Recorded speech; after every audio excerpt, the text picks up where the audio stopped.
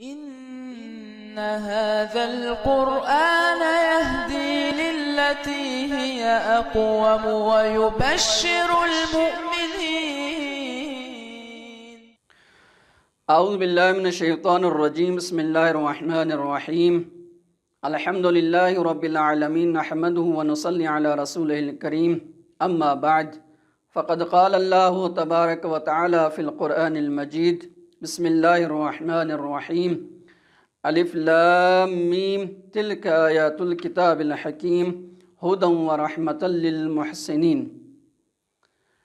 सिलसिलेवार गुफ़्तगू जी के अॻिते वधाईंदे अॼु सूरे लुक़मान जी जेका आयत नंबर 3 आहे, पहिरें कलिमे इहो बयानु कयोसीं त ही किताब निशानी आहे, किताब हिकमत आमीज़ आहे। ॾिसो, हिन किताब में ऐं दुनिया जी किताब खे तव्हां पाण में मुक़ाइसो कयो, तव्हां पाण में भेट कयो त ॾिसो, दुनिया जा किताब इंसान माण्हू पढ़ंदो आहे त हिकु दफ़ा पढ़ंदो आहे, वरी उन खे ॿिए दफ़ा जंहिंमहिल पढ़ंदो आहे त उहो पहिरें दफ़ा जेको हिन खे लुत्फ़ ऐं मज़ो जेको आयो आहे उहो ॿिए दफ़ा हिन खे लुत्फ़ ऐं मज़ो कोन ईंदो। लेकिन अल्लाह जी हिन किताब जी इहा अहमियत इहा आहे त जेको बि इंसान अगरि हिकु दफ़ा पढ़े, ॿ दफ़ा पढ़े ऐं 1000 बार पढ़ण खां बाद वरी बि हिन किताब खे पढ़े त हिन किताब खे इंसान जंहिं महिल पढ़ंदो आहे त ईअं महसूसु कंदो आहे त हीअ को मां नओं किताब पढ़ी रहियो आहियां, छो जो हीअ किताब अल्लाह जी तरफ़ खां बहितरीन हिकु किताब आहे। जंहिं किताब जे लाइ अल्लाह इहो चयो आहे त अलिफ लाम मीम ज़ालिकल किताब ला रैब फीह। सूरे लुक़मान में बि अल्लाह तबारक व तआला इहो चयो आहे त तिलक आयातुल किताबिल हकीम, हीअ हिकु हिकमत वारी किताब आहे। हुदं व रहमतल लिल मुहसिनीन, हीअ किताब हिदायत आहे ऐं रहमत आहे लिल मुहसिनीन, ऐं जेके नेक कम अंजाम ॾियनि था उन जे लाइ हीअ किताब हिदायत आहे ऐं रहमत आहे। अचो ॾिसूं अल्लाह जो मुराद इन मुहसिनीन मां केरु शख़्सियतूं आहिनि। हर कोई इंसान जे सोच मुताबिक़ मुहसिन यानी सुठो इंसान हर कंहिं पंहिंजो मइयार आहे, लेकिन ॾिसूं अल्लाह वटि मइयार छा आहे, केरु आहिनि उहे इंसान जेके मुहसिन आहिनि। अल्लाह जो इरशाद गिरामी आहे, उहे इंसान अल्लज़ीन युक़ीमून अस्सलात व युतून ज़कात व हुम बिल आख़िरत हुम यूक़िनून।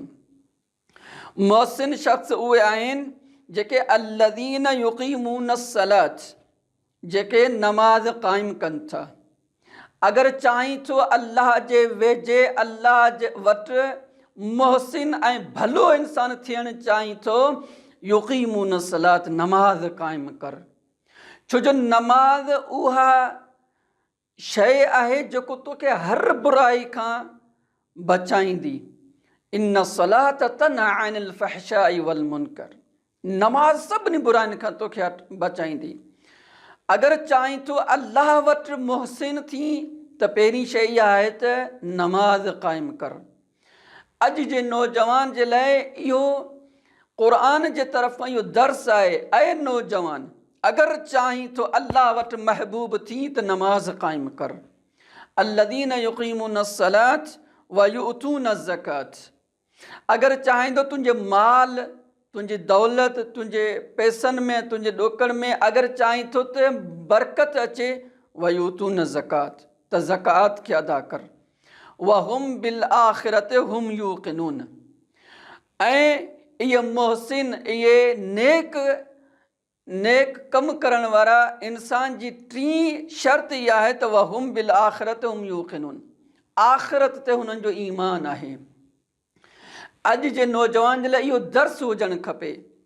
जेको बि कोई इंसान मरी थो वञे, असां पंहिंजे ज़बान ते इहो लफ़्ज़ आणींदा आहियूं, आयत आणींदा आहियूं, इन्ना लिल्लाहि व इन्ना इलैहि राजिऊन। अॼु हू शख़्स वियो आहे, सुभाणे असांखे वञिणो आहे, यानी असांखे मआद ते, क़यामत ते, आख़िरत ते असांखे यकीन हुजणु खपे। हिकु न हिकु ॾींहुं असांखे वञिणो आहे हिन दुनिया खां। व हुम बिल आख़िरत हुम यूक़िनून, आख़िरत ईमान मुहसिन जो हुजणु खपे।